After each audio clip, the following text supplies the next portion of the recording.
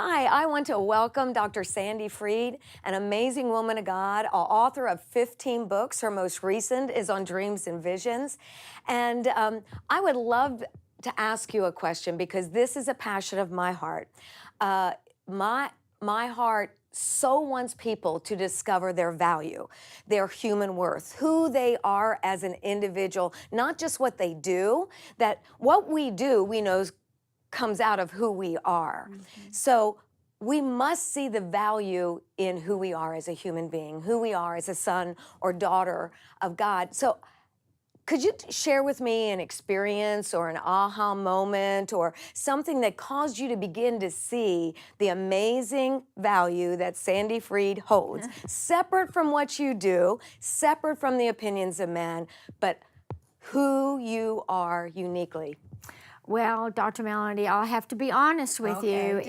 I don't know if there are long periods of time that I don't have to struggle with value. And even after all I've been through in my life and all the healing and restoration God has given me, you know, we live in a fallen world, and we deal with people, and people even in our own families, they still have high expectations of us, and so many times that causes me to feel like I still have to measure up to what someone else wants, or and you know, I'm an author and I want people to read my books, and I like to have compliments of, I love your book, Sandie Freed. I read all your books. You know, I love all of that, but there's times I don't get that. I don't get the pats on the back, and I don't get, I love you, Sandie Freed stuff. I don't get the warm fuzzies.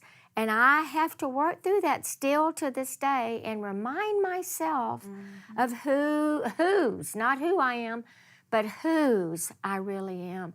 And it's a trip back to the Word. It's a trip back to intimacy again with God. And you know, the enemy, he that's his job. It's a 24/7 with the devil, to find entrances into stealing our life from us. He comes to steal, kill, and destroy. He wants to destroy our self-worth. And he wants to cause us to focus on the fact that we're not measuring up to other people. We're never going to measure up to what other people want. Really, we're not, because they're human. They could be Christian. They could be the best Christian you could meet, but they still, you know, have their issues, and they don't realize so many times that they're not giving us what we feel like we need from them, but yet it's not them we need it from. Exactly. So for me, it's this, I feel like sometimes this hamster on the wheel, you know, like going around and around, but ultimately, at the end of the day, or in an aha moment every day, when I realize I'm feeling unworthy, or I feel like kind of shame coming back on me again, I have to remind myself, wait a minute, that is not who I am. I am God's. I'm His child, and He's the only person I really need to be concerned about pleasing.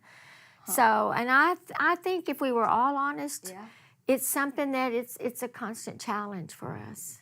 Because see, shame is a false identity. Yes, it is. But there is a true identity, a true reality, and what really has our attention will be our revelation. And so that's what you said, is every day you focus on the truth. Every day you take your mind and you place it on the true reality, and you're not controlled by the external.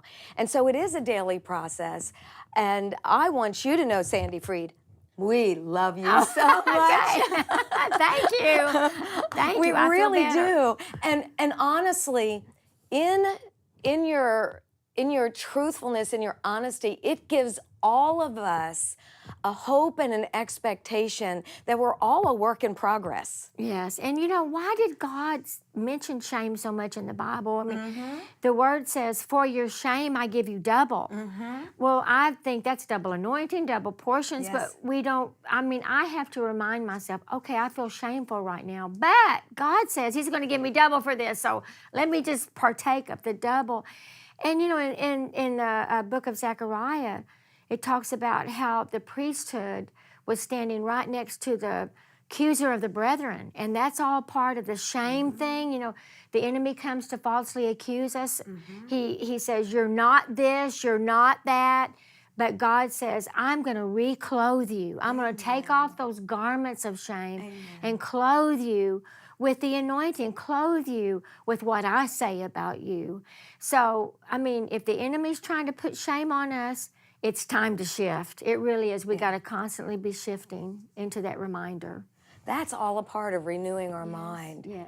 Thank you so much, Dr. Sandie. God bless you all, and may you have a double portion.